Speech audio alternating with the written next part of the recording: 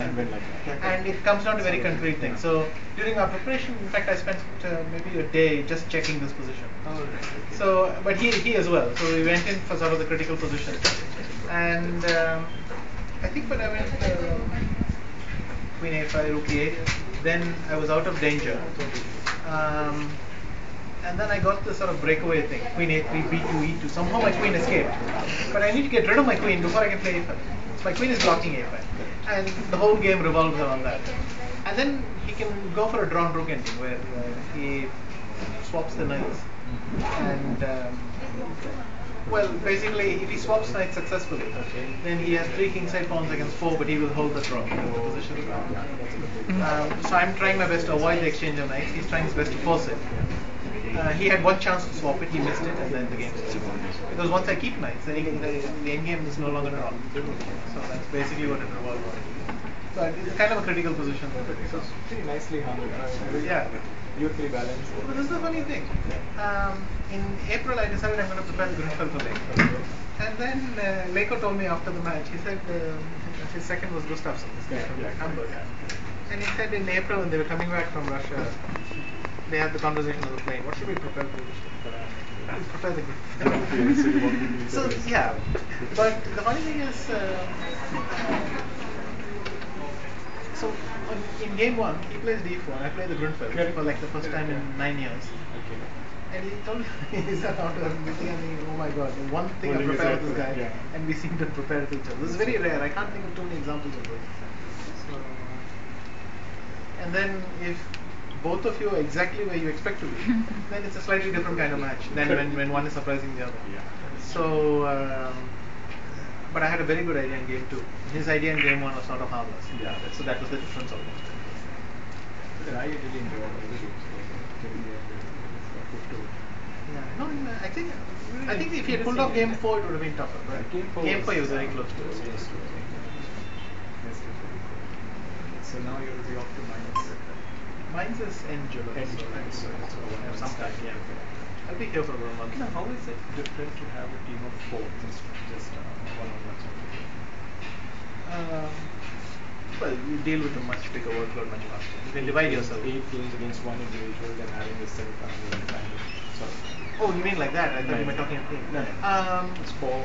Yeah, but it will still be a final. So the top 2 will play a final in the end. So yeah, first you go through the elimination stage and then the final. But I did it last year. So it's not, in fact, 2 years running. So it's 2007 and 8. When I think you and Rustam,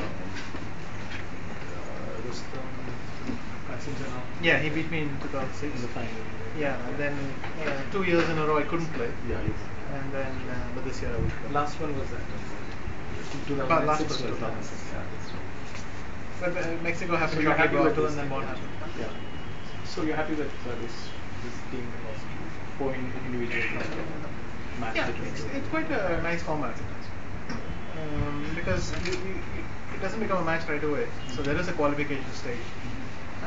But still, everything is decided over 4 games rather than 2, which is also nice. That is fine. And something about playing these amber events.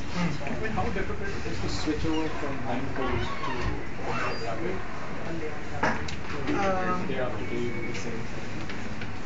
I would guess by this time you simply get used to it, the main feature.